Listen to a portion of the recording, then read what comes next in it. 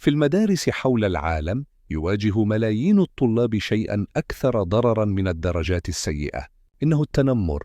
إنه ليس مجرد مزاح أو إطلاق ألقاب، بل تجربة مؤلمة تترك آثاراً نفسية عميقة، سواء كان جسدياً، لفظياً، أو عبر الإنترنت. فإن التنمر يعزل ويهين ويسكت أصواتاً شابة. التنمر لا يحدث فقط في ممرات المدارس، بل يلاحق الطلاب إلى منازلهم عبر هواتفهم وشاشاتهم.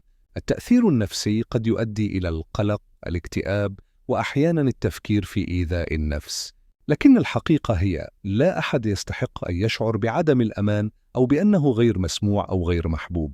في هذا الفيديو نسلط الضوء على واقع التنمر بين الطلاب، ولماذا حان الوقت لنقف معاً ونقول كفى، لأن إنهاء التنمر يبدأ بالوعي ويبدأ بك أنت. ما هو التنمر؟ التنمر هو سلوك متكرر ومتعمد يهدف إلى إيذاء أو تخويف أو السيطرة على شخص آخر، وغالباً ما يتضمن عدم توازن في القوة، سواء كانت قوة جسدية، مكانة اجتماعية، أو الوصول إلى معلومات محرجة. التنمر الجسدي مثل الضرب، الدفع، أو أي نوع من الاعتداء الجسدي. التنمر اللفظي مثل إطلاق الألقاب، الإهانات، السخرية، أو التهديدات.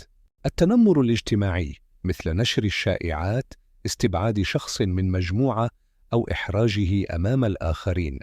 التنمر الإلكتروني استخدام المنصات الرقمية مثل وسائل التواصل الاجتماعي أو تطبيقات الرسائل لمضايقة أو تهديد أو إحراج شخص ما.